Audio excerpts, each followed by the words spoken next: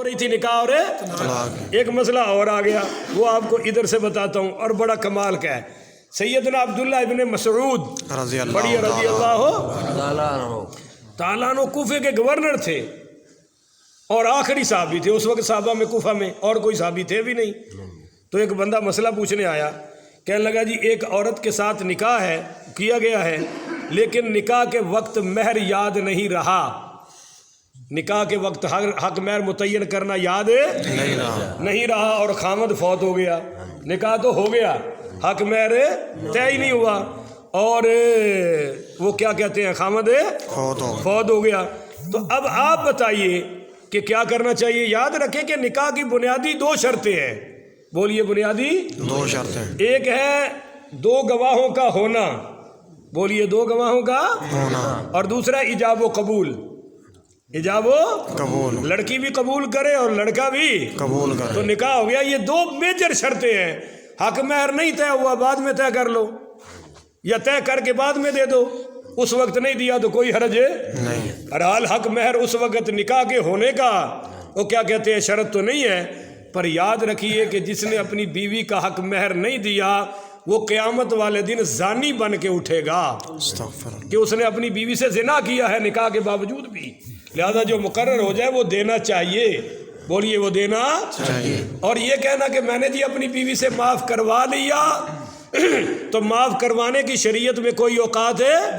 آپ دے دیں، خامد دے دے اور بیوی کو دے دے، ہینڈ اوور کر دے، بعد میں وہ اپنی مرضی سے پھر واپس کر دے، اس کو کہتے ہیں معاف کرنا، اس کو کیا کہتے ہیں معاف کرنا۔ پر ہیلے بہانے سے انہوں کہنا ساڈے تو جیڑیاں بھی آؤندیاں نے وہ لیندی ہی نہیں، ہن دس لینا ہی، وہ آکے کہ دفعہ کر پھر میں بھی کی لینا۔ تو ایسی ڈرامائی معافی کی اجازت ہے نہیں ہے، آپ اس کو دے دے، ہینڈ اوور کر دے، بعد میں وہ پھر واپس کر دے تو چلو ٹھیک ہے، یہ ہدیہ ہو گیا۔ اچھا جی، سوال کیا تھا کہ ایک شخص کا نکاح ہوا اور حق مہر طے نہیں ہوا۔ اچھا جی، اب حق مہر کیا دینا پڑے گا؟ اس کو کہتے ہیں مثلی حق مہر۔ کیا؟ مثلی حق مہر، کہ اگر ایک لڑکی کا نکاح کے وقت حق مہر طے نہیں ہوا، بعد میں آپ نے کہا طے کرو اب کیا دیں، تو آپ دیکھیں گے کہ اس آپ کے جو رشتہ داروں میں پہلے لڑکیاں شادی شدہ ہیں ان کو کیا ملا ہے، اس کو کہتے ہیں حق مہر مثلی حق مہر، کہ جو جو ان کو ملا ہے وہی اس کے لیے طے کر دو، تو کوئی حرج کی بات ہے، وگرنہ تو تنازع کھڑا ہو جائے گا، لڑکی والے کہیں گے اتنا کرو، آپ کہیں گے اتنا کرو، اور آج کل تو حق مہر دیتے ہوئے بھی شرم آتی ہے، 5000 2000 3000، یہ کوئی حق مہر تو نہیں ہے، یہ تو حق مہر کا مذاق ہے۔ یہ جو قرآن اتنے بڑے حق مہر کے مسئلے بتا رہا ہے تو یہ مطلب ہے حق مہر بھی تکڑا ہونا چاہیے، بولو حق مہر بھی ذرا تکڑا ہونا چاہیے، وگرنہ کیوں قرآن کہہ رہا ہے۔ اچھا جی، عبداللہ ابن مسعود سے فرمایا گیا، پوچھا گیا کہ حضرت ایک بندے کا نکاح ہوا ہے، حق مہر طے نہیں ہوا اور وہ خامد فوت ہو گیا، اس نے اس کو چھوا بھی نہیں، آپ مجھے بتائیں۔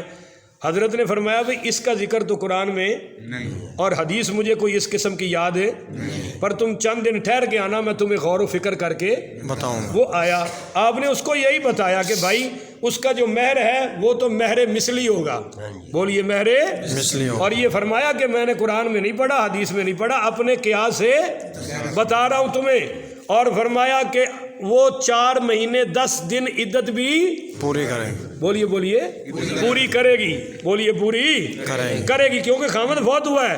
اور دوسرا آپ صلی اللہ علیہ وسلم نے، حضرت عبداللہ ابن مسعود نے فرمایا اس کو وراثت سے حصہ بھی دیا جائے، ملے گا، اگر اولاد ہے تو 8واں حصہ ملے گا، اولاد نہیں تو 6واں حصہ ملے گا۔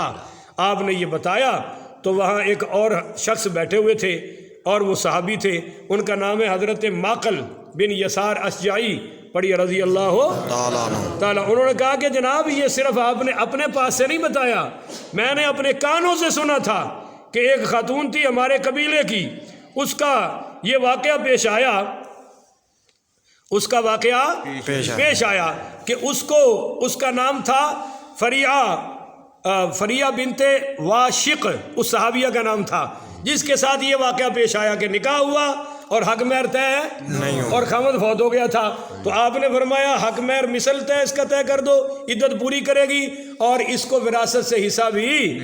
تو حضرت عبداللہ بن مسعود کہنے لگے واقعی حضور نے یہی جواب دیا تھا؟ تو کہنے لگے جی بالکل یہی دیا تھا۔